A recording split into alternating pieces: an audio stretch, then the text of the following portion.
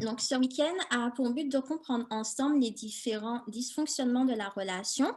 Une définition que nous pourrions avoir, ce serait de dire que ce sont les différents rapports aux autres où nous ne sommes pas au bon endroit pour être dans un lien épanouissant. Alors, pour ce faire, nous parlerons de la convoitise ce soir, de l'emprise demain matin et de la fusion demain après-midi, si je ne me trompe.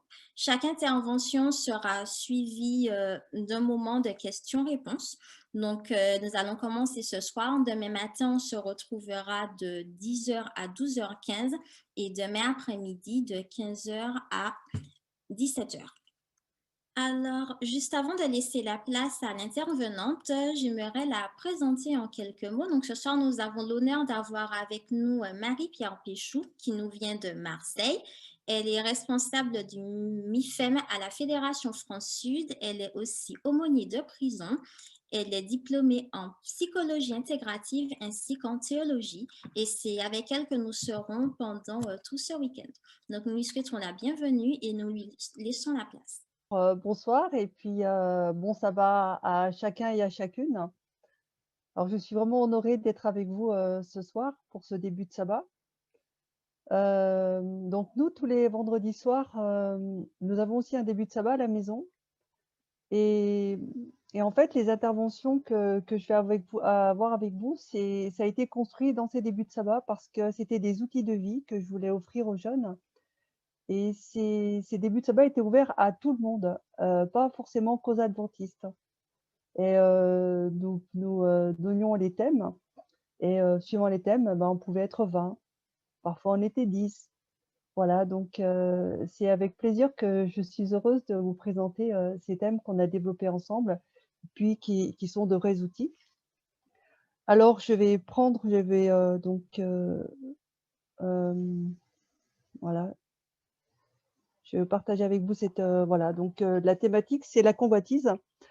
Alors, je voulais, d'une manière particulière, honorer ceux qui étaient là ce soir. En prenant ce thème, sur la convoitise. Parce qu'il est pas très classique et les thèmes comme l'emprise ou la fusion, c'est quelque chose que vous devez mieux connaître et je me disais que ça valait la peine, de développer ça, d'une manière très particulière et je suis contente de le développer, avec vous ce soir. D'abord, je voudrais, vous lire, une citation. Alors, j'essaye de faire passer, ça marche pas. Alors je ne sais pas ce qui se passe. Je voulais Voilà. Donc c'est une citation, d'Ellen White. Donc: «Tout être humain, créé à l'image de Dieu, a reçu une puissance qui ressemble à celle du Créateur, l'individualisme qui lui permet de penser et agir. La véritable éducation consiste à développer cette faculté et à apprendre», là ici donc à la jeunesse, «à penser par elle-même et à ne pas réfléchir simplement la pensée des autres». Et en fait, les dysfonctionnements de la relation, c'est que justement on n'est pas au bon endroit pour pouvoir se développer et nous allons voir que donc dans la convoitise, c'est aussi donc le cas. C'est qu'on n'est pas au bon endroit. Alors la convoitise, c'est quand même quelque chose de très particulier parce que c'est un commandement qui se trouve dans la Bible. Donc s'il se trouve, donc c'est un commandement qui se trouve dans Exode, au chapitre 20. Le verset 17, donc je vais, vous lire, donc c'est le dernier commandement. Donc je vais vous le lire directement. «Tu ne convoiteras pas la maison de ton prochain, tu ne convoiteras pas la femme de ton prochain, ni son serviteur, ni sa servante, ni son bœuf, ni son âne, ni rien de ce qui appartient à ton prochain». Et ce qui est très intéressant, c'est qu'il s'agit du dernier commandement et en fait, c'est le seul commandement où en fait, que personne, peut, voir. Si vous volez, il y a un témoin.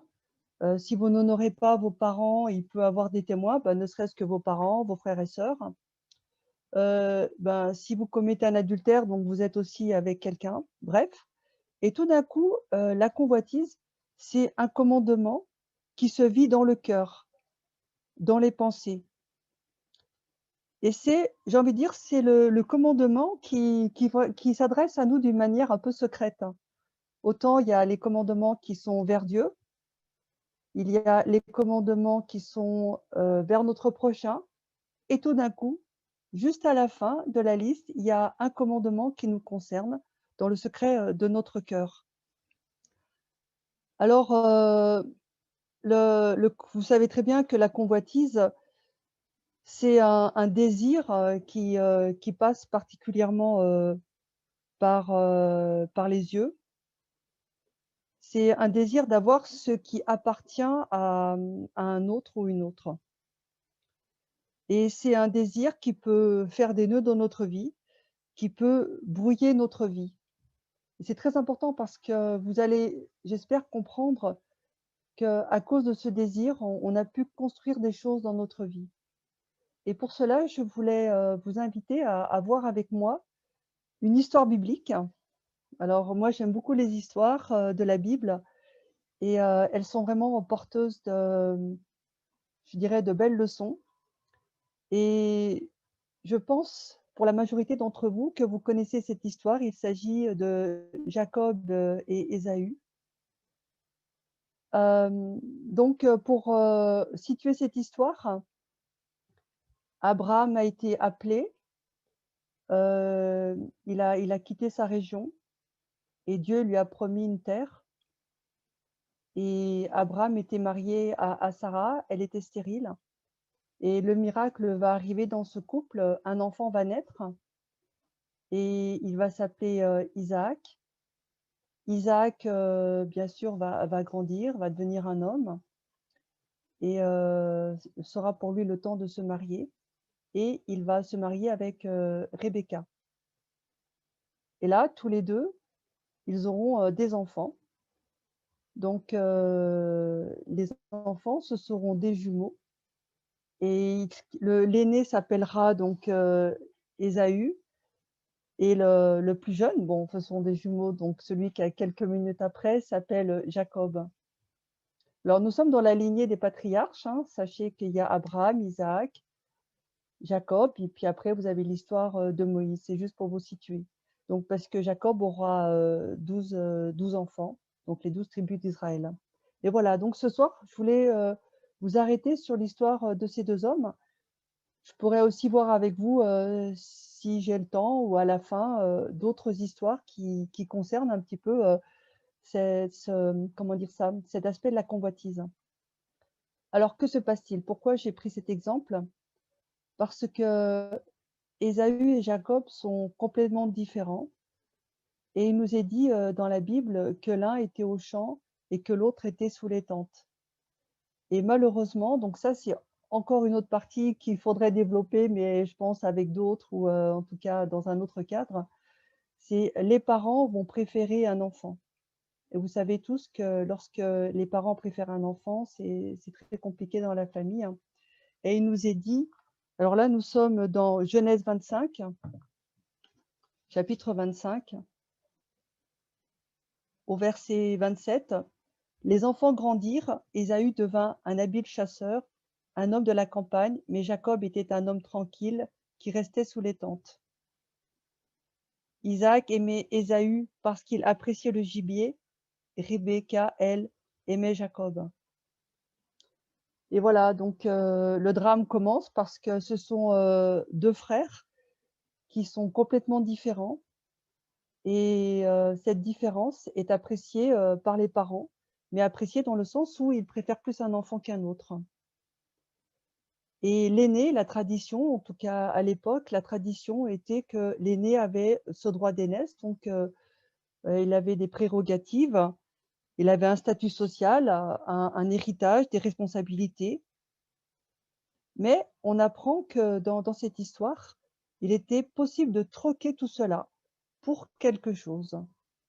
Et effectivement, Ésaü est parti à la chasse, et il nous est dit dans la Bible qu'il revient très, très fatigué, on dirait aujourd'hui au bout de sa vie, et son frère, est là, et son frère l'a un petit peu piégé parce qu'il sait très bien qu'Ésaü, donc c'est un homme qui a besoin de force, qui a besoin de manger, et son frère va venir, en tout cas, va être, pas très loin, en tout cas, sur son chemin et il nous est dit qu'il a présenté, qu'il a cuisiné des lentilles et Ésaü va, troquer son droit d'aînesse pour des lentilles. Voilà, donc ça commence comme cela. L'histoire continue, donc on ne sait pas trop ce qui se passe parce qu'il nous est pas dit que ça a changé quelque chose, dans la vie d'Ésaü et de Jacob. Et voilà que le papa est vieux et donc c'est Isaac et il doit donner cette bénédiction, à son fils aîné, celui qui a priori a le droit d'aînesse. Malheureusement, comme Rebecca préfère, Jacob et qu'elle sait parce qu'il y a une prophétie, hein, qui est donnée à la naissance des enfants que c'est, Jacob qui doit hériter de cette bénédiction et elle fait un subterfuge, donc elle demande à son fils de se parer comme son frère. Donc on voit sur l'image, là, sur ce dessin, qu'il a, des poils, de chèvre, en tout cas de mouton sur, quoi, de chèvre sur ses avant-bras et puis sur les épaules. Parce qu'il va se déguiser pour pouvoir, avoir cette, bénédiction et effectivement, il va la recevoir et là va arriver le drame. Ésaü cherchera à faire mourir, son frère et c'est là où arrivent, les nœuds dans la vie. C'est quand, on prend une place qui ne nous revient pas et malheureusement donc la convoitise, elle est très particulière parce que comme je l'ai dit, tout à l'heure, c'est un processus qui est, intériorisé. En fait, on est déporté vers une identité qui n'est pas la sienne. C'est pour ça que j'ai pris, cet exemple. C'est parce que le commandement le dit très, très bien. On veut avoir comme l'autre ou on veut être comme l'autre et tout ça, ça commence à l'intérieur de soi, dans son cœur, parce qu'on a vu, parce qu'on a entendu, parce que on se fait des idées et en fait, on est vraiment déporté parce que, vouloir la même chose que son voisin, beh, c'est en fin de compte être un peu son voisin. Vouloir, être comme son frère, ben, c'est en fin de compte, ben, prendre la place de ce frère, en tout cas prendre des choses qui appartient à ce frère ou à cette sœur et c'est quelque chose qui commence insidieusement et c'est pour ça que le commandement, il est très clair: «Fais attention. Fais attention au processus, de la jalousie, au processus du désir, vers l'autre». Parce que c'est quelque chose qui est peu avouable justement. Parce que, se détourner de ses propres qualités, se détourner de sa réalité, en fait, on se nourrit de quelque chose qui ne nous appartient pas. On se nourrit de ce qu'on voit chez l'autre, on se nourrit de ce qu'on entend chez l'autre et ça, on peut pas le dire comme ça parce que ça voudrait dire qu'en fait, on n'est pas assez bien, qu'on voudrait, aller autre part. Et c'est vrai qu'on en a un peu honte. Donc c'est un désir qui est peu avouable et surtout, on va se construire par rapport aux autres. Et c'est pour cela que c'est un dysfonctionnement, parce qu'on va pas se construire à partir de soi, mais on va se construire à partir de l'autre, bien sûr en recherchant les qualités, en recherchant ce qu'il y a de mieux chez l'autre. Mais, hem, en se construisant par rapport à l'autre, et ben, il y a quelque chose qui nous enferme parce qu'on oublie qui on est et on est vraiment porté notre énergie est vraiment, portée sur l'autre et en fait, on a un processus qui va venir, nous habiter, nous habiter, nous habiter et on peut aussi, là, dans le commandement, il nous est parlé des choses, qui peuvent se prendre, comme un âne, enfin voilà, comme une femme aussi ou bon après comme un homme, on pourrait dire aujourd'hui. Mais voilà, on est dans quelque chose qui va se faire à partir de ce qui appartient à l'autre. On va être plus heureux parce qu'on aura quelque chose qui sera, à l'autre et là, je vais glisser simplement, l'histoire de Uri et de David. Pour, ceux qui connaissent l'histoire, ou ceux qui connaissent pas surtout, je vais juste, vous la, rapporter en quelques mots. David, il nous est bien dit dans le chapitre, alors que tous les rois sont à la guerre, lui, il va rester à Jérusalem et son regard va se porter sur la terrasse autour de lui, sur les terrasses, et il y a une femme qui s'appelle Bathsheba et il va la désirer. Malheureusement, elle appartient à un autre et il va la convoiter. Et en fait, il va lui demander de venir, et en fait compte, cette femme, donc voilà, ils vont avoir des rapports sexuels ensemble et puis après il va la renvoyer chez elle. Malheureusement, l'histoire, nous dit qu'elle est enceinte, et David, ne voulant pas porter cette paternité, va finir par tuer son mari. Et les mois passent et un prophète arrive, c'est le prophète Nathan. Et Nathan, va dire, mais enfin, il va révéler, il va faire comprendre en fait que David a fait quelque chose de grave. Et ce qui est terrible, c'est que David va comprendre qu'il s'est déporté, qu'il n'était pas au bon endroit dans la relation et que même il mériterait la mort. Et il a compris que sa royauté, son statut de roi, ben, il a manqué quelque chose. Et cette construction qu'il a qu'il a fait, je dirais tout doucement, le disqualifie en fait, le disqualifie de son trône. Mais bien sûr, il va demander pardon et c'est ça toute la grandeur de David, c'est qu'il va demander pardon. Malheureusement, on sait par la suite, ça sera très difficile avec, ses enfants. Alors ce qui est intéressant, c'est que dans la convoitise, il y a une notion de mieux, et vous savez que dans la Bible, il n'y a pas de mieux. Il y a le bien ou le mal. Soit c'est bien, soit c'est mal, mais c'est pas mieux. Ça n'existe pas dans la Bible, le mieux. Et c'est pour cela que croire que, en étant comme ça, croire qu'on peut, comment dire ça? On ira mieux si on a ça, par exemple, pour Jacob, d'avoir, volé ce droit d'aînesse. Il pensait que ça allait apporter du mieux dans sa vie, et si vous connaissez l'histoire, c'est qu'il va s'enfuir et il va s'enfuir loin de son frère parce que son frère cherchera à le tuer. Et là, il va partir chez Laban, enfin, il aura une vie très, très compliquée. Et certains, aujourd'hui, on pourrait dire que le mieux est l'ennemi du bien. C'est-à-dire que quand on recherche le mieux, heu, on est dans quelque chose d'illusoire. C'est croire que, ben, ce que je n'ai pas, mais ce que l'autre a est mieux. Donc même mes qualités, j'arrive pas à en prendre soin. Je n'arrive pas à les voir parce que ce sont les qualités de l'autre que je vise. Et je n'arrive pas, comment dire ça, à identifier ce qui est bien chez moi. Donc c'est très intéressant. Heu et en fait, on va croire que les dons de l'autre, et moi je pense parfois, ce qui peut se passer, dans l'église, hein. Par exemple, il y a des gens qui ont des dons et on aimerait bien avoir les mêmes dons, et en fait, on les a pas ces dons-là, et ça va nous demander une énergie pour pouvoir, être en lumière, une énergie pour pouvoir être comme cette personne, et en fait, on va prendre une place qui n'est pas forcément la nôtre et qui va nous demander énormément d'énergie parce que en fait, c'est pas naturel. Au lieu de développer ses qualités, je dirais simplement ses dons. Et même, on va enrichir sa vie avec des choses qui ne nous appartiennent pas.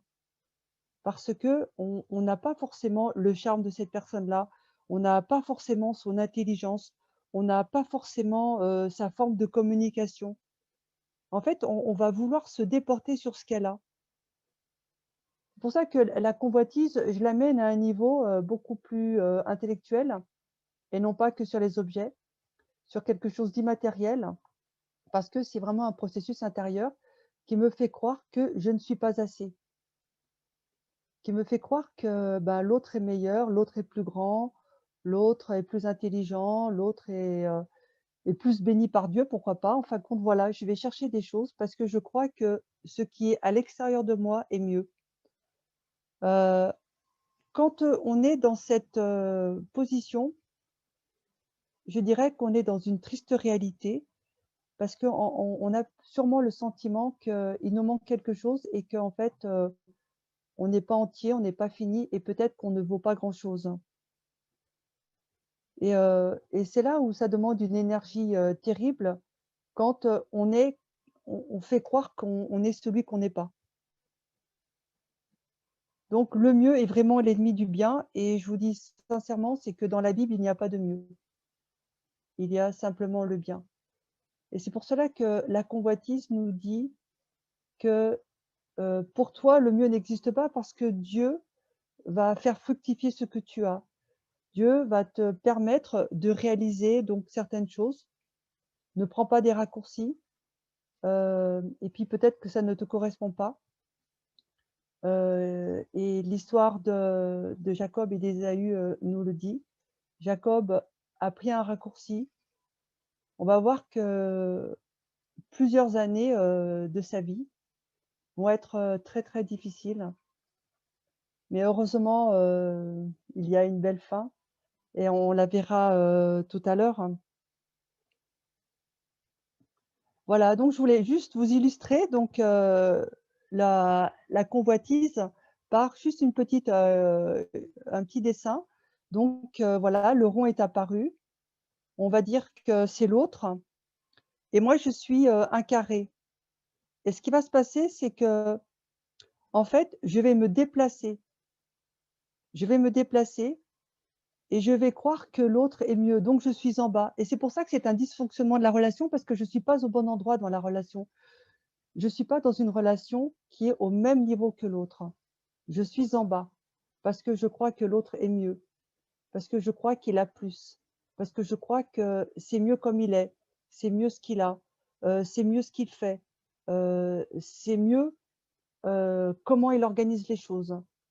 Donc moi, je suis en bas et c'est pour cela que, vraiment, on est dans un dysfonctionnement parce que je suis pas dans un endroit épanouissant pour la relation. Vous savez que la relation, elle est présentée comme un vis-à-vis. C'est-à-dire que pour avoir une relation équilibrée, bon, ben, ça, on le verra après, donc avec la fusion et l'emprise, qui sont des relations déséquilibrées, eh ben, on doit être au même niveau que l'autre. L'autre n'est pas supérieur, mais n'est pas inférieur. L'autre est comme moi.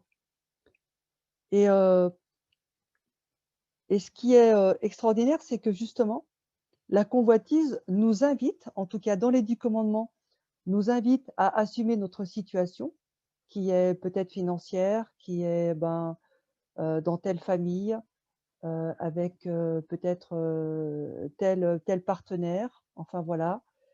Et la Bible nous invite, en fait, à nous déplacer de l'intérieur, mais à ne pas sortir, je dirais de notre cercle pour nous accaparer de quelque chose. Et j'ai envie de dire que c'est la même chose par rapport à ce qu'on pourrait, aimer chez l'autre, c'est-à-dire développer d'abord nos qualités, les découvrir, mais surtout partir de l'intérieur pour le faire fructifier.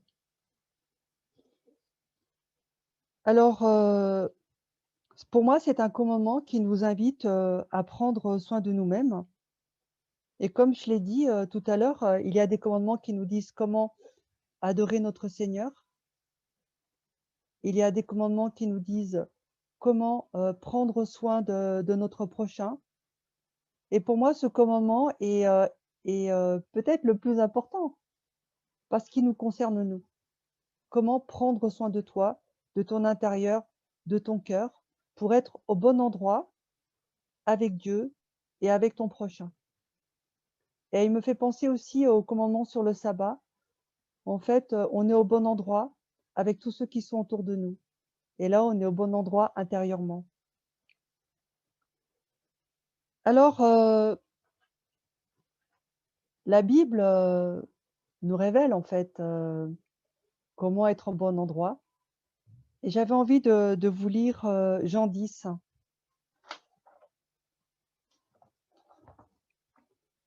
Jean 10, les premiers versets, les 4 premiers versets.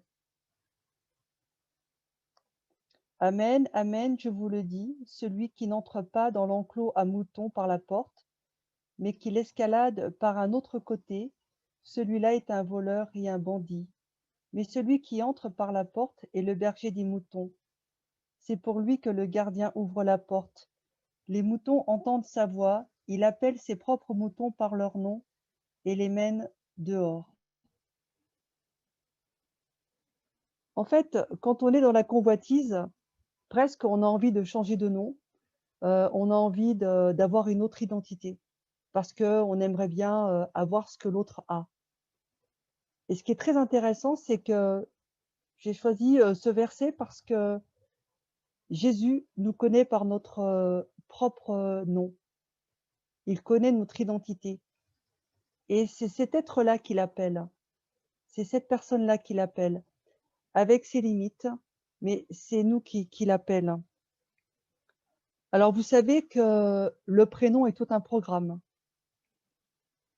Dans la Bible, les prénoms ne sont jamais donnés par hasard. Et moi, je vous invite à penser à votre prénom, savoir si votre prénom n'est pas un programme. Parce que les parents, quand ils donnent un prénom, ils donnent un programme aussi pour cet enfant. Ils donnent une direction dans sa vie. Et je trouve intéressant de savoir, eh ben, quand vous êtes né, vos parents voyaient de très belles choses en vous. Peut-être il est vrai que certains ont le prénom d'un grand-père ou d'une grand-mère, hein, mais c'est sûrement pour être sur une trajectoire, hein. C'est sûrement pour avoir quelque chose à mettre dans cette histoire de famille, hein. Peut-être d'autres ont des noms insolites, hein. Peut-être là, il y a vraiment l'originalité des parents pour que cet enfant soit unique, hein. Et dans la Bible, le prénom est important. Et Dieu nous appelle par notre prénom parce que nous avons une identité propre. Et quand on est appelé par son prénom, eh ben, on n'est pas quelqu'un d'autre. Ça a l'air évident, mais on n'est pas quelqu'un d'autre. Et du coup, on est dans quelques limites. On est dans quelque chose qui fait qu'il y a des choses qu'on ne pourra pas faire. Il y a des choses qu'on ne pourra pas entreprendre, mais il y a des choses qu'on pourra très bien faire. Donc notre identité, elle nous limite, mais en fait compte, elle nous pose vraiment bien au bon endroit parce qu'il y a beaucoup de choses que nous pouvons faire. Alors la Bible nous invite à explorer qui nous sommes, à ne pas nous déporter, ne pas être à côté de nous-mêmes, mais à prendre en compte nos qualités et nos dons. Voilà, voir nos qualités et heu et ça, c'est peut-être quelque chose qui est plus difficile, mais vous êtes peut-être avec des parents bienveillants, je vous le souhaite, et c'est quelque chose qu'on peut entendre. Lorsqu'on a des parents bienveillants, on entend qui on est, on entend qu'on est unique, même lorsqu'il y a beaucoup d'enfants, et c'est cela, être appelé par son nom. Les parents donnent une identité à leurs enfants et après c'est aux enfants de faire grandir cette identité, de faire grandir cette différence, mais une différence qui épanouit, une différence qui fait que, bah, voilà, j'ai ma place. Et puis, être appelé par son nom, c'est aussi être dans la vérité de soi. Effectivement, moi je m'appelle Marie-Pierre, c'est bien moi. Quelle est ma vérité? Quelle est mon histoire? Être appelé par son nom, c'est aussi, prendre conscience que, eh ben, il y a quelque chose, d'unique, hein. Il y a quelque chose qui est de mon identité et il y a quelque chose qui me reconnaît.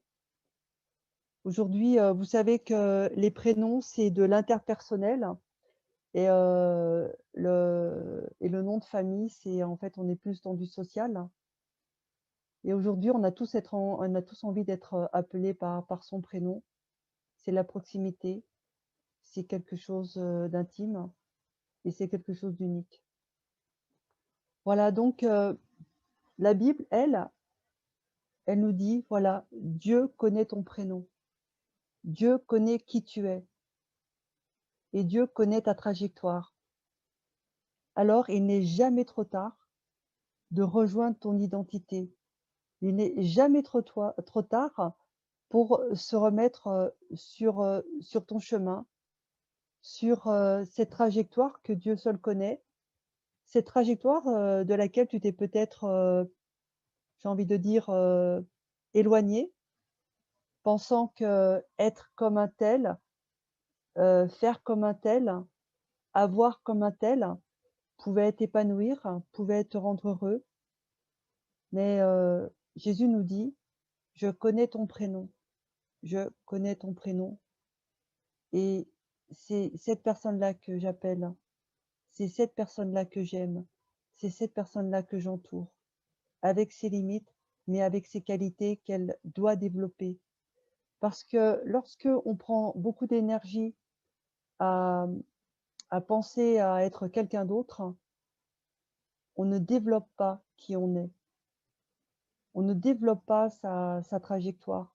On ne développe pas ses qualités et parfois on correspond à l'image qu'on attend de nous, mais parfois on croit que l'autre attend cela de nous et aujourd'hui on a du mal à trouver, sa place et la Bible nous dit, «Ta place, elle est là, avec les autres moutons, mais tous les moutons se ressemblent, mais toi, je connais ton prénom, je connais ton prénom».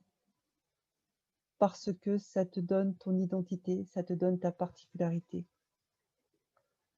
Alors, notre démarche, maintenant que je prends conscience en fait que je me suis, construit, sur des,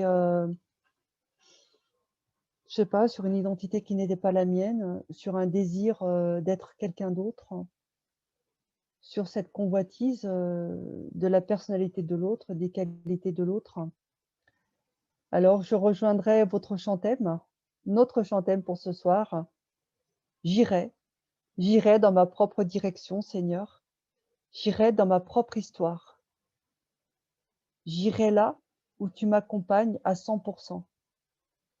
Et et vous savez que moi, j'aime bien prendre l'exemple de la bénédiction. On est tous bénis, mais lorsque vous ouvrez les mains, vous pouvez être bénis comme ça. Voilà, vous ouvrez un peu les mains, vous recevez la bénédiction de Dieu. Mais lorsque vous ouvrez les mains à plat, vous recevez toute la bénédiction de notre Seigneur. On n'est jamais abandonné par Dieu. Et bien souvent, on ouvre très peu les mains. On n'est pas abandonné, mais on n'a pas tout de Dieu. Et j'ai envie de dire que rejoindre sa trajectoire, aller, j'irai sur le chemin, Seigneur, là où tu m'accompagnes pleinement, parce que c'est moi que tu as en face de toi. C'est moi complètement, dans mes qualités, dans mes limites, dans mes défauts. Mais c'est moi, Seigneur, je ne veux ressembler à personne d'autre. Et c'est parce que je m'ouvre totalement à toi que tu vas me bénir, que tu vas me donner du discernement, tu vas me donner de la sagesse et tu vas aussi, m'aider à m'aimer, à m'accepter. Alors justement, ma démarche, alors c'est m'ouvrir totalement à la bénédiction de Dieu pour, le prendre dans tous les aspects de ma vie, dans ce que je n'aime pas et je vais les lui remettre, je vais le lui remettre et après, découvrir le sens. Seigneur, mon propre sens, mon propre nom dans ma vie. Je veux être moi-même. Il est arrivé à certaines personnes, qu'on leur dise, bien loin dans leur vie: «Mais alors, est-ce que tu as réalisé ta vie?» Et certains diront: «Je suis passé à côté de moi-même». Alors je vais prendre, un exemple, que vous connaissez. J'ai voulu faire Mère Teresa. J'ai voulu aider les autres comme Mère Teresa. Non, non, Vous vous trompez si vous voulez ressembler à Mère Teresa. Parce que la Mère Teresa, avant d'être Mère Teresa, elle était pas Mère Teresa à 20 ans. Elle était Mère Teresa sur la fin de sa vie. Parce que elle a construit son identité, elle a construit cette relation à l'autre, elle a aimé les gens. En fait, c'est ça, il serait dommage que vous soyez Mère Teresa et que vous ne soyez pas vous-même. Il serait dommage que vous soyez quelqu'un d'autre, on vous dit: «Ah mais oui, lui c'est la parfaite réplique de telle personne». Non, non, non, non. Votre trajectoire, découvrir le sens réel de votre vie, de votre propre vie. Ne soyez pas comme un tel ou comme une telle. Soyez vous-même. Développez vos qualités. Il faut du discernement, mais il faut beaucoup, beaucoup d'amour pour soi. Il faut beaucoup d'amour pour soi pour accepter ses faiblesses, pour accepter ses limites. Et après, quand on est dans la convoitise, on est dans la rivalité. Et j'ai envie de dire qu'il faudrait basculer dans la générosité pour donner de soi et pas prendre de l'autre. C'est un autre mouvement. Donc, ne plus avoir envie, désirer, jalouser parce que voilà, on se détourne de soi et puis, on s'accapare, on veut prendre, mais au contraire, quand, on n'est plus dans la jalousie, lorsqu'on n'est plus dans la convoitise de l'autre, on peut être dans la générosité et enfin, on peut donner de soi. On peut donner de soi parce que ça a de la valeur ce qu'on donne. Est-ce qu'on arrive à peser que ce qu'on donne a de la valeur? On peut donner du temps, on peut donner des paroles, on peut donner des compétences. Enfin, il y a beaucoup de choses. Et maintenant, on peut être dans la générosité parce qu'on arrive à peser que ce qu'on va donner à l'autre, ça a du poids. Après, on peut dire aussi que pour, arriver à être dans son prénom, dans son identité, il faut s'appuyer sur ce que nous avons et pas sur ce qui nous manque. Effectivement, il y a beaucoup de choses qui nous manquent. Alors, quand on est jeune, on peut dire on peut manquer de compétences, on peut manquer d'expérience, mais ça, c'est toute la vie, en fait, hein. On va toujours manquer de quelque chose. Alors, comment on peut avancer si on n'est que dans du manque? On s'identifie que par le manque. Moi, je vous invite à nous identifier par ce que nous avons, par ce que nous sommes et Dieu va bénir et c'est voilà, c'est ça, c'est vous écartez les mains. Dieu va bénir et il va vous remplir et le manque ne sera pas du manque. Le manque, ce sera, quelque chose que Dieu vous donnera, vous accompagnera et ça va pas vous gêner pour avancer parce que ce que vous avez, Dieu va le faire fructifier. Donc avancez par, ce que nous avons et non pas par ce qui nous manque, aller le chercher ailleurs.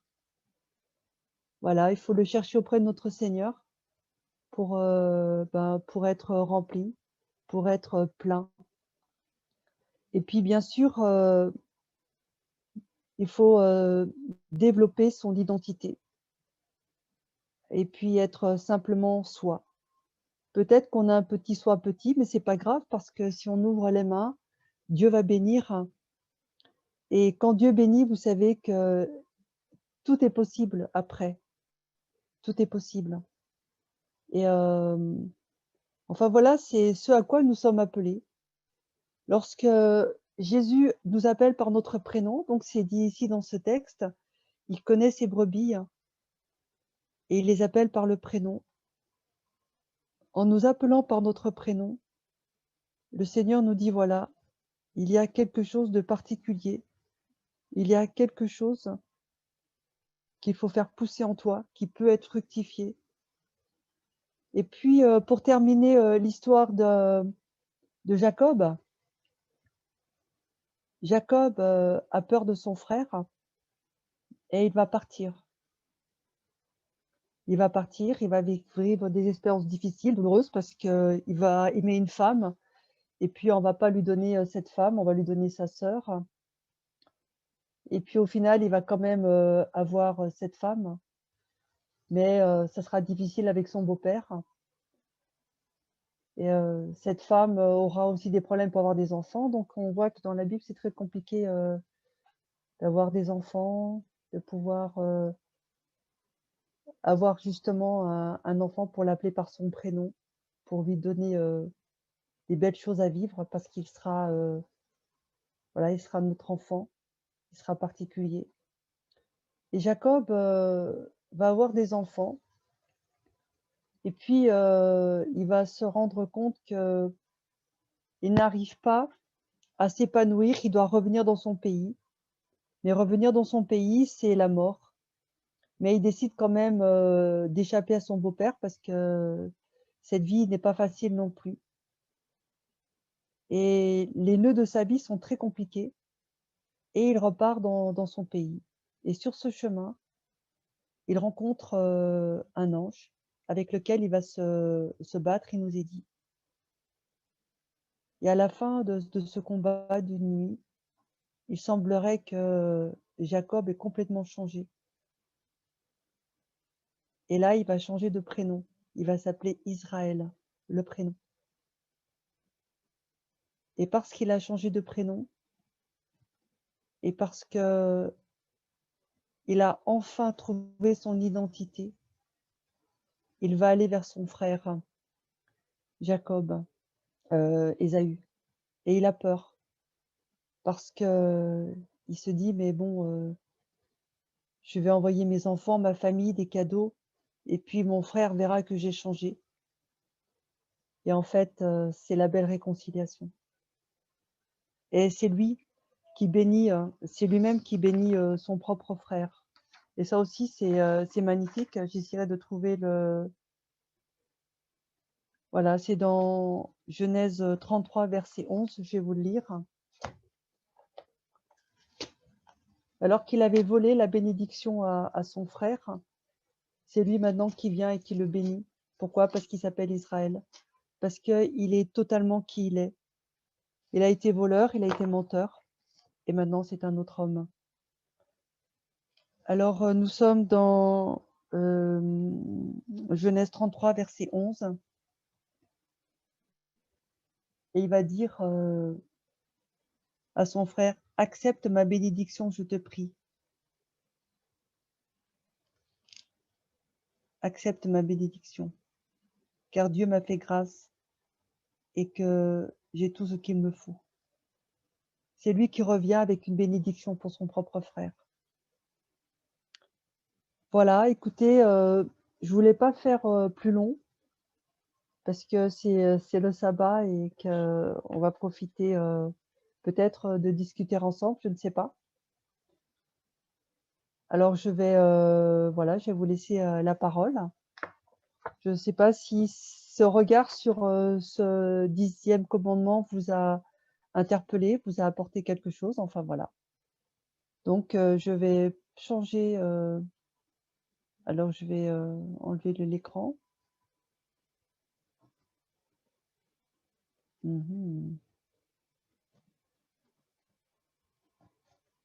Voilà, je vous laisse la parole.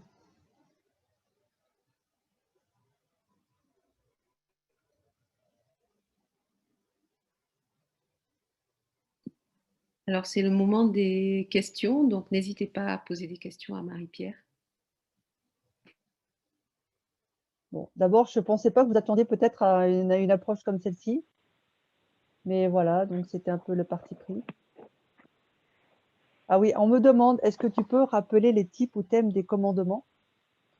Alors moi, je vous propose cela, hein, parce que c'est un scoop hein, que je partage avec vous ce soir, parce qu'à chaque fois que je fais mes interventions, je les travaille. Bon, celle-ci, je vous ai dit, ça fait un moment que je la travaille, mais j'ai découvert ça, donc c'est un scoop.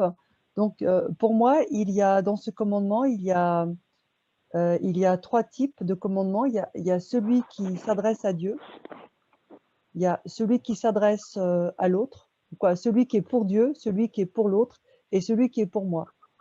Et le 10e commandement est pour moi. Parce que c'est quelque chose de secret, c'est quelque chose d'invisible et qui ne peut pas être mesuré. Il n'y a que Dieu, que le Saint-Esprit qui peut nous aider à cheminer et nous dire qu'on est dans le péché, si je devais dire ça d'une manière un peu plus formelle.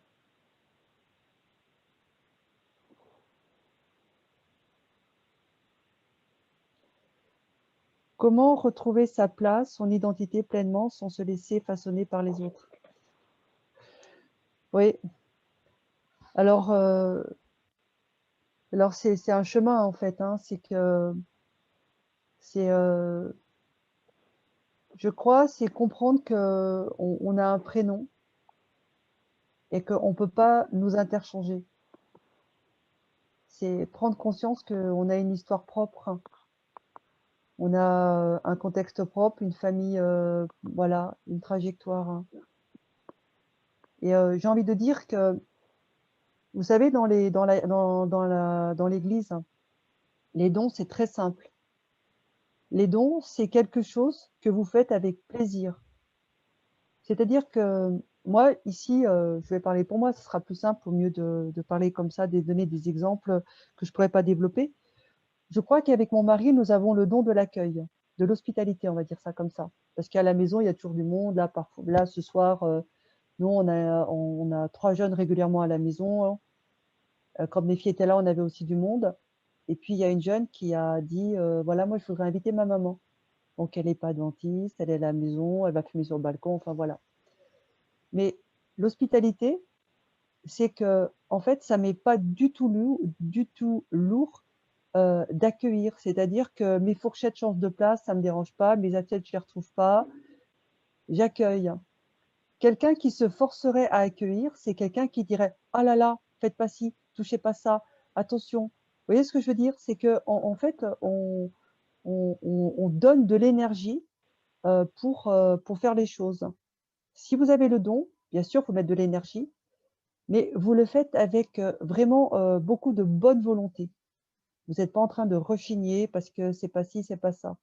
Et j'ai envie de dire que si, à l'endroit où on est, il nous faut beaucoup, beaucoup d'énergie pour rester là où on est, pour se forcer, pour, se comment dire ça? Arriver à se convaincre qu'on est au bon endroit, pour moi, c'est déjà un indice.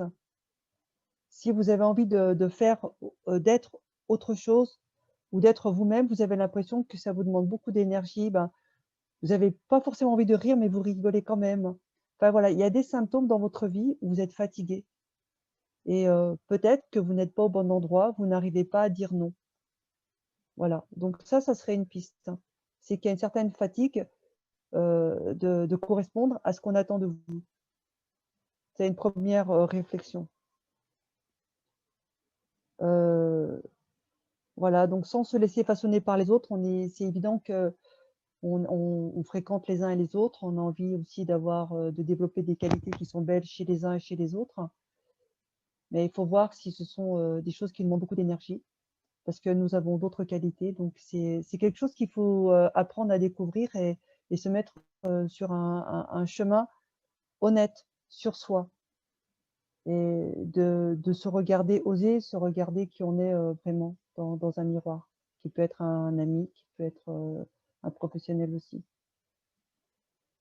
Alors, comment faire comprendre à l'autre que vous devez être vous-même pleinement malgré sa volonté que vous soyez autrement? Alors là, on peut être dans l'emprise ou la fusion. Parce que, en fait, dans la convoitise, il n'y a pas d'autre. C'est-à-dire que dans la convoitise, il n'y a que nous-mêmes. Et c'est l'intention qu'on prête aux autres. C'est-à-dire que je crois que ça lui ferait plaisir. Je crois qu'il aimerait ça. Je crois que l'Église attend de moi ça. Donc la convoitise, c'est vraiment quelque chose de très personnel. Donc si il faut convaincre les autres, parce qu'ils nous voient à tel endroit ou tel autre, là, on n'est plus dans on n'est plus dans la convoitise. On est peut-être dans une forme de fusion, une forme d'emprise. Donc ça sera demain. Parce que la convoitise, c'est la conception, quoi, la vision que j'ai de moi-même et je crois qu'on attend ça de moi. Je crois qu'on attend à ce que je sois excellent, je crois ou bien moi, je me vois comme ci ou comme ça. Et c'est pour ça que, je trouvais ça très intéressant de développer, sous l'angle du commandement qui me dit: «Fais attention parce que ce que tu crois bon pour toi, et ben, ne l'est pas forcément parce que ça appartient dans la mesure où ça appartient à quelqu'un d'autre. Alors développe ce qu'il y a en toi». Pour moi, la convoitise, elle est vraiment dans, un processus, personnel où peut-être, l'autre m'investit ou peut-être l'autre croit me voir ici ou là, mais c'est un ressenti ou c'est une conviction. Et c'est pour ça que l'autre, en fait compte, n'a pas besoin de dire grand-chose parce que je suis déjà sur un chemin personnel. Je dirais ça comme ça, parce qu'on se déplace tout seul. Comment faire quand voilà, oui. Donc, je ne sais pas si cette réponse vous a satisfaite, mais la convoitise, on se déplace tout seul, on s'infériorise tout seul, parce qu'on pense que l'autre est supérieur ou qu'en fait compte, pour réussir, il faut ci ou ça. Mmh.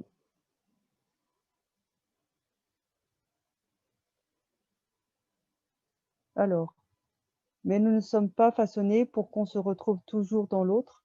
On aime se retrouver avec des gens ayant les mêmes croyances. Par exemple, dans les églises, les ados s'identifient dans leurs stars. Oui, oui, je pensais aux stars aussi. Alors, mais bien sûr, mais ça, c'est une période, hein. Je veux dire qu'à un moment, il faut se construire et il y a l'identification des parents. Mais vous savez qu'être adulte, c'est quoi? C'est arriver à faire le tri entre ce qui était bon et ce qui était pas bon chez papa et maman dans ma famille. Et après, je prends ce qui était bon, c'est évident. Mais maintenant, je vais pas ressembler à papa ni à maman. Je vais développer ma propre histoire. Et c'est là où mon prénom prend de l'importance parce que je m'appelle pas comme mon père, je m'appelle pas comme ma mère.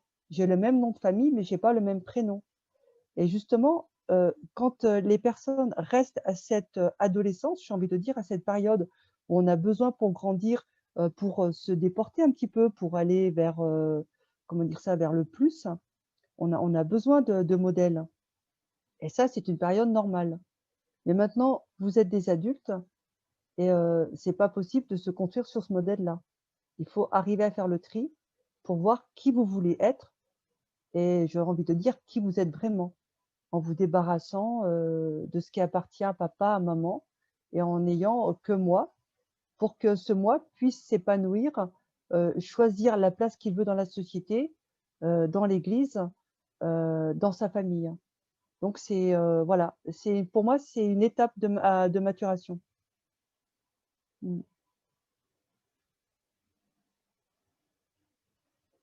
Quand on se rend compte qu'on convoite des choses, voire des choses immatérielles, que faire pour échapper à ses pensées? Alors, c'est vrai que ce commandement, il s'adresse à nos pensées, mais alors, vous savez, c'est pas un scoop, mais la Bible, elle est très, très claire. C'est que personne ne peut lire nos pensées. Satan étant un être limité, un ange, il peut pas lire vos pensées. C'est pas Dieu, il est pas partout à la fois, il est en personne, sauf c'est un cas de possession, d'accord? Mais ça, c'est très rare. Ça arrive, mais c'est très, très rare parce qu'on a le Saint-Esprit. Donc, Dieu lit vos pensées, donc c'est le seul. Mais alors là, il connaît tout de vous, il connaît vos péchés, il connaît vos pensées. Donc, c'est pas grave parce que ça arrive à tout le monde d'avoir des pensées. Mais maintenant, c'est comment on nourrit ça? Parce que la convoitise, c'est une nourriture, hein. C'est-à-dire que on revient dessus. On a envie de prendre quelque chose, on a envie j'ai envie de dire, de se déporter de soi. Donc c'est un chemin. La pensée n'est pas un problème. La pensée n'est pas un péché. Il est bien dit que Jésus a été tenté. Ça veut dire quoi? Ça veut dire qu'il y avait des choses qui correspondaient vraiment à son état. Quand Jésus est dans le désert et quand Satan le tente, c'est évident que c'est un raccourci la tentation pour Jésus dans le désert, si vous connaissez les 3 étapes. La pensée n'est pas du tout un problème. C'est maintenant comment je nourris cette pensée.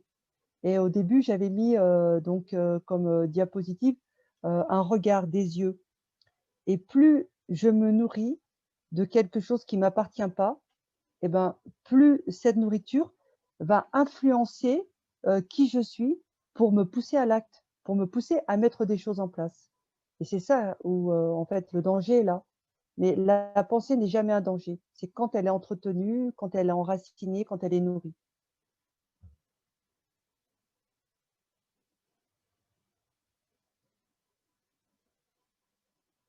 Oui, moi je trouve que par rapport à ça, c'est très important, hein. Satan ne peut pas lire vos pensées. Il est dit, hein, dans la Bible, à 2 passages, qu'il y a que Dieu seul qui lit nos pensées et ça, c'est notre protection contre Satan, contre le mal.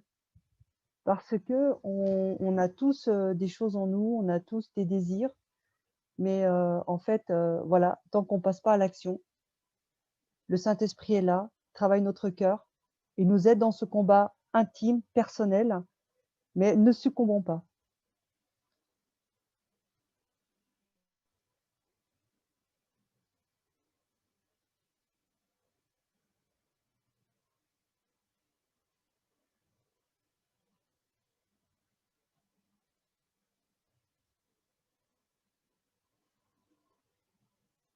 Après, j'avais d'autres exemples que je pouvais juste à qui les exemples auxquels j'avais pensé, c'était par exemple, Aaron et Myriam. Vous savez, dans quand ils sont dans le désert et puis ils disent: «Mais oui, mais en fait, il y a pas qu'à Moïse que Dieu va répondre». Parce qu'ils veulent aussi, prendre la place de Moïse. C'est très intéressant cette histoire. Et vous savez que Myriam, va avoir la lèpre après, hein. Elle va être isolée, du camp. On est dans le désert. Et puis il y a une histoire, très connue aussi, c'est Caïn et Abel, hein. Abel, quoi, Caïn qui est jaloux de Abel, qui comprend pas pourquoi Dieu ne le bédine pas. Lui, lui. Voilà, il y a quelques histoires qui peuvent nous aider à comprendre que c'est quelque chose qui est, comment dire ça? Qui est un processus intérieur et il débouche sur des actions. Donc voilà, c'est simplement avoir peur de ce processus, mais l'esprit est là. Dieu est là dans ce combat intime, personnel, vraiment caché dans notre cœur pour que nous puissions, vraiment développer notre trajectoire, être ancrés dans une histoire personnelle avec Dieu, parce qu'il nous appelle par notre prénom, parce qu'il nous connaît et parce qu'il marche à nos côtés. Il marche à nos côtés. Et il voit où nos yeux se posent, il voit où nos oreilles traînent et il nous dit: fais attention, développe, développe qui tu es. Ne cherche pas à ressembler à quelqu'un d'autre.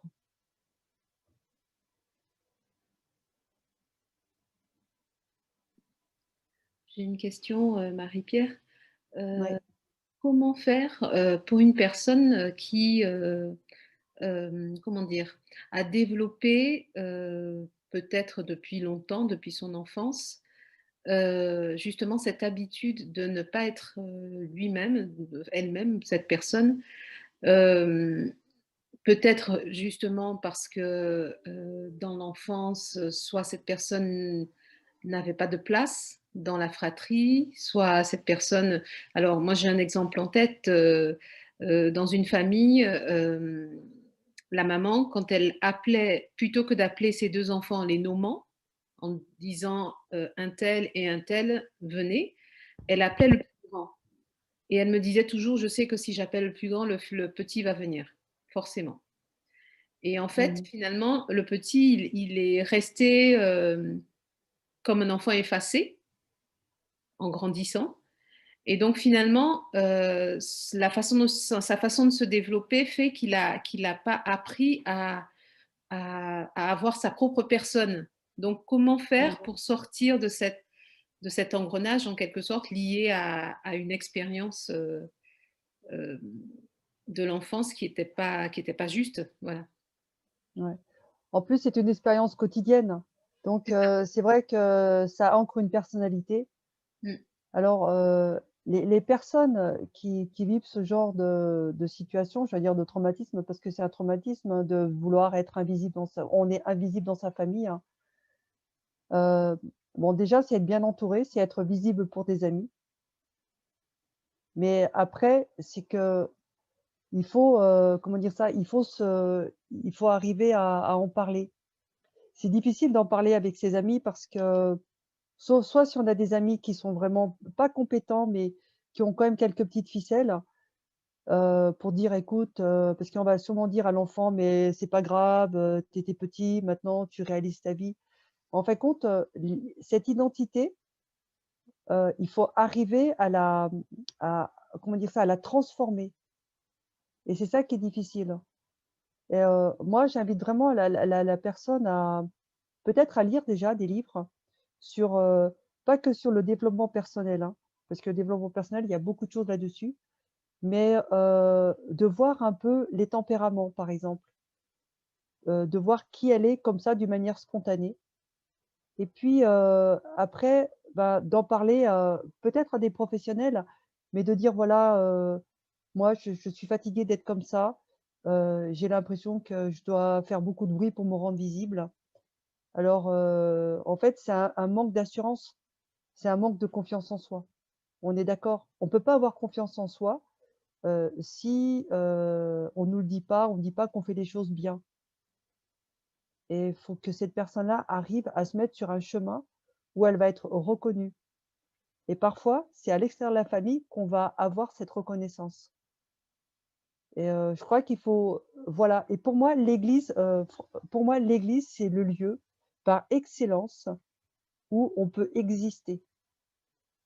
C'est-à-dire que l'église, à travers la jeunesse, à travers les différents départements, une personne qui n'existe pas chez elle peut exister et grandir dans l'église.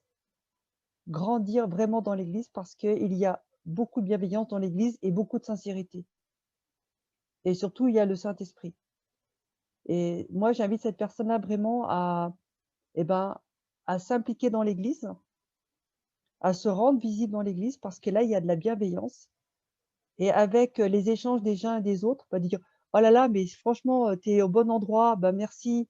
Enfin, tout ce qu'on sait faire, très, très bien faire, pour que déjà elle existe, elle soit visible dans un environnement. Et bien sûr, après, c'est un chemin personnel, peut-être avec des professionnels où là, peut-être, voilà, développer d'une manière un peu plus particulière. Mais pour moi, le premier endroit, c'est l'église. C'est l'église, qu'elle intègre un groupe, qu'elle intègre, vous savez, bon, il y a beaucoup de choses qui fonctionnent dans l'église, mais c'est vrai que c'est, voilà, ça peut être l'école du sabbat, ça peut être la jeunesse. Il y a beaucoup d'endroits où en fait on a de la valeur, où, on est reconnu. Et en tout cas, voilà, moi j'invite aussi cette personne-là à s'investir dans l'église pour être visible. Merci.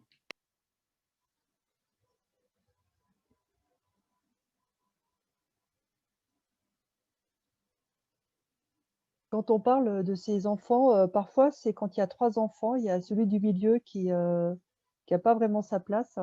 C'est un petit peu la même chose quoi, une identité. Il faut, proposer à ces enfants, ben, de vivre des aventures un peu seuls, hors famille, hein. Sans le grand frère ou la grande sœur ou le petit frère ou la petite sœur parce qu'on n'est ni petit ni grand. Donc il faut arriver à se détacher de ça et souvent, il faut sortir de la famille pour ne pas être, repéré comme celui du milieu. Donc voilà, donc c'est voir un petit peu ses passions et exister, aller là où, en fait, on peut être reconnu simplement par son prénom. Voilà. Mmh.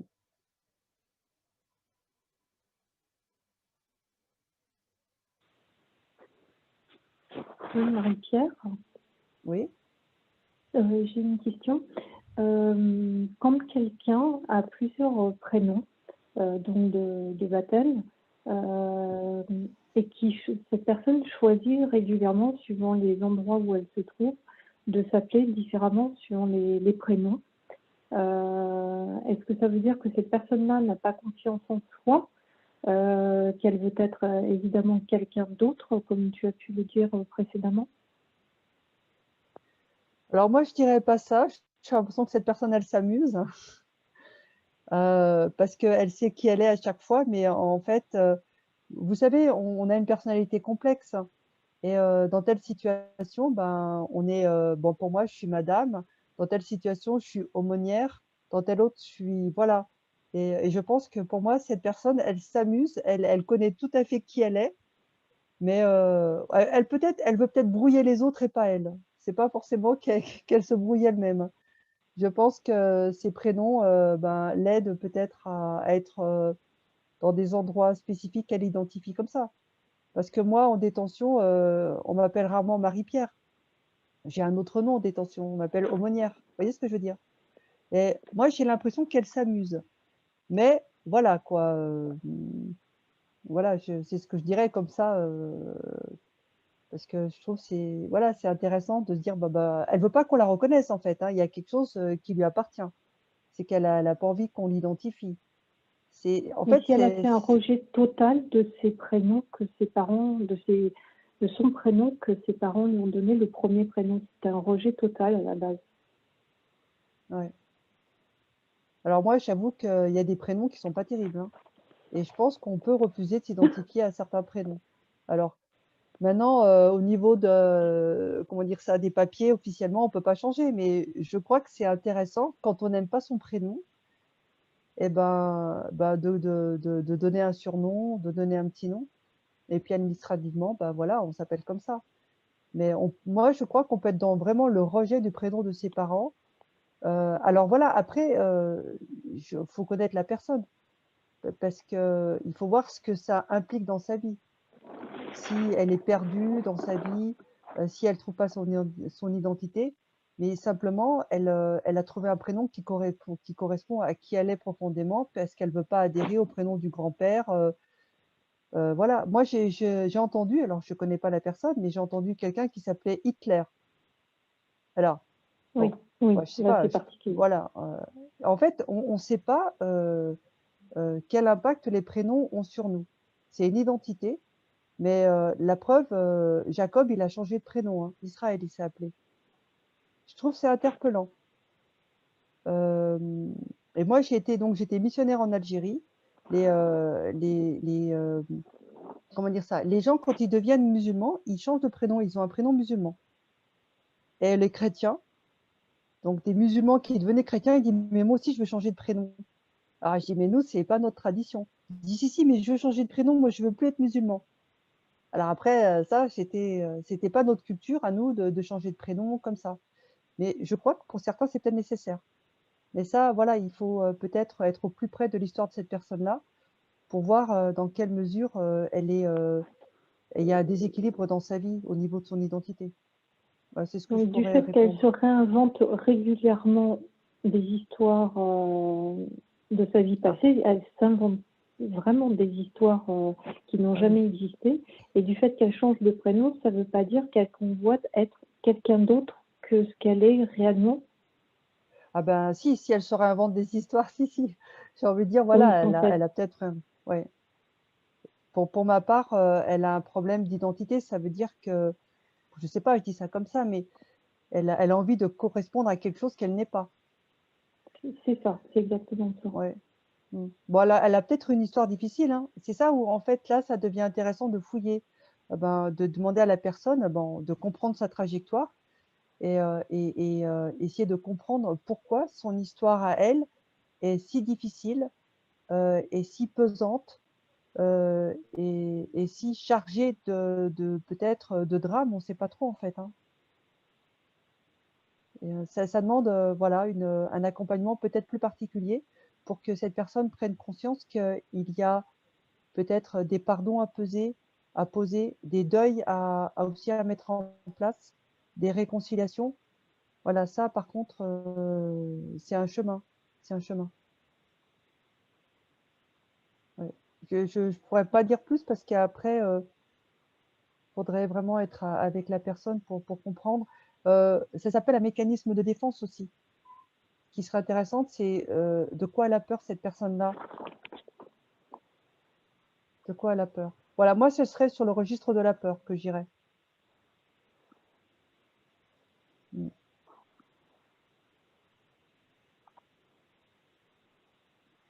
Donc je ne sais pas si j'ai répondu à la question, mais en Oui, tout cas tout c'est à une fait, merci. amorce. Mm.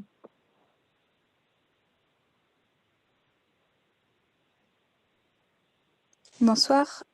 Bonsoir. Je ne sais pas comment exactement formuler ma question, mais tout à l'heure, vous avez parlé donc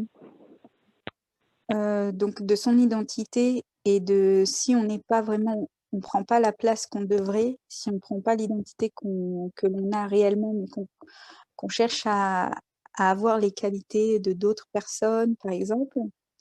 Moi, la question que je me pose, c'est comme on sait qu'on est amené à être transformé par Dieu, on est amené aussi à être affiné dans notre caractère. Hem,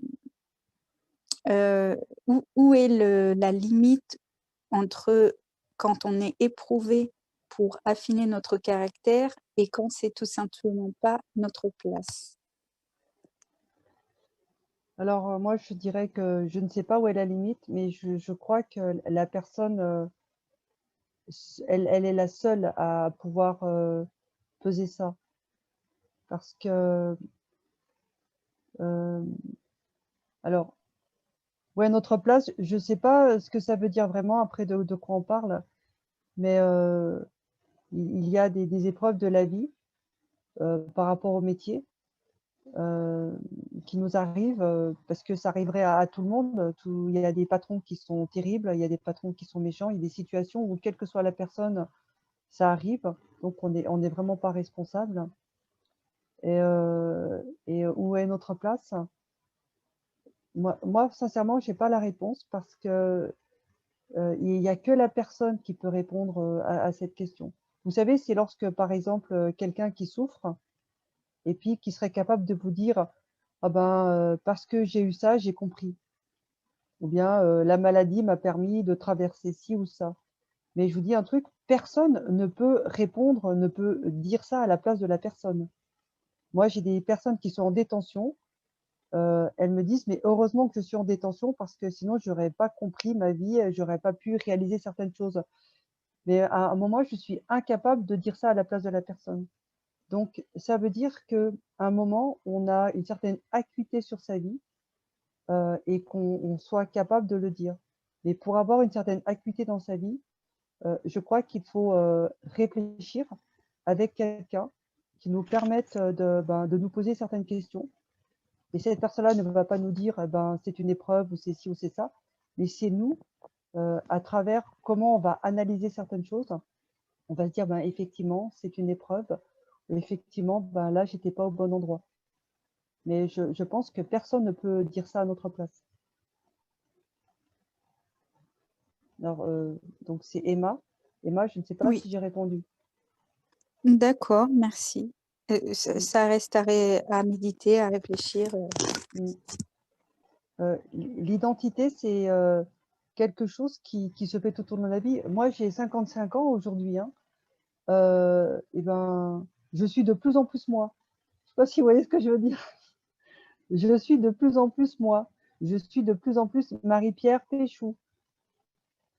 Parce que, en fait, je me réalise, je connais mes besoins de mieux en mieux, je sais ce qui me fait plaisir, j'arrive à dire non, j'arrive à dire oui, et je suis de plus en plus moi.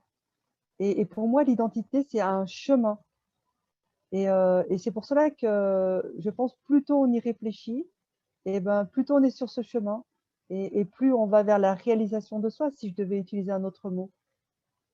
Voilà, donc un chemin personnel où l'Esprit de Dieu nous arrose, et des rencontres, des lectures, des prières, des réponses, des épreuves, et suivant comment j'ai répondu, et ben, voilà, je me sens de plus en plus vivante parce que, voilà, moi, je me sens de plus en plus vivante, voilà, de plus en plus moi. Et je dois dire que quand j'avais 20 ans, je me voyais pas là où je suis aujourd'hui. Mais j'ai fait, j'ai envie de dire, j'ai pris soin de moi, j'ai fait des choses que je voulais faire, et je crois que je me suis toujours choisie. Et c'est ça peut-être le secret, c'est se choisir. C'est-à-dire, ne pas aller en dehors de ses valeurs. Toujours respecter ses valeurs.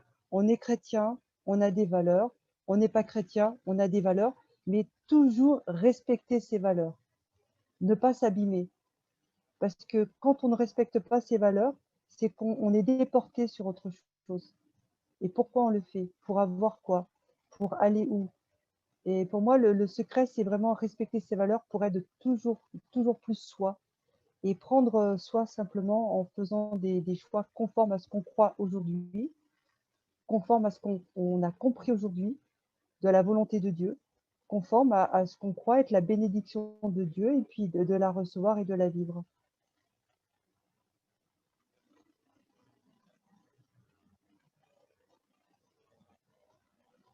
Alors, est-ce que je recommande des lectures?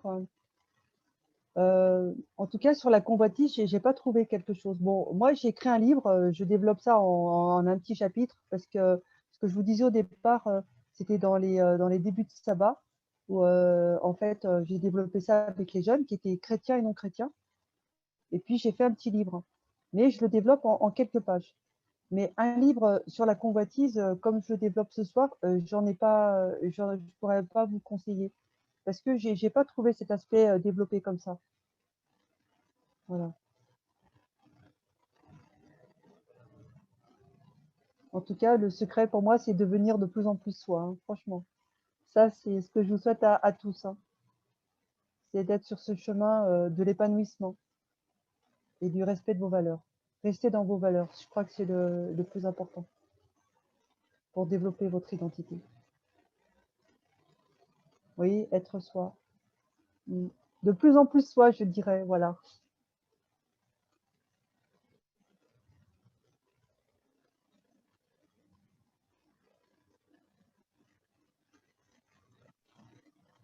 Est-ce qu'il y a d'autres questions avant que l'on termine le programme?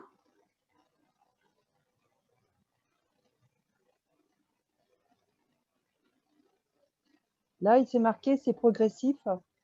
Je dirais oui que l'identité, elle est progressive, mais il y a toujours quelque chose qui peut ne pas bouger, quoi. Hein. Vous avez une identité chrétienne, il y a quelque chose qui ne bouge pas. Vous êtes chrétien.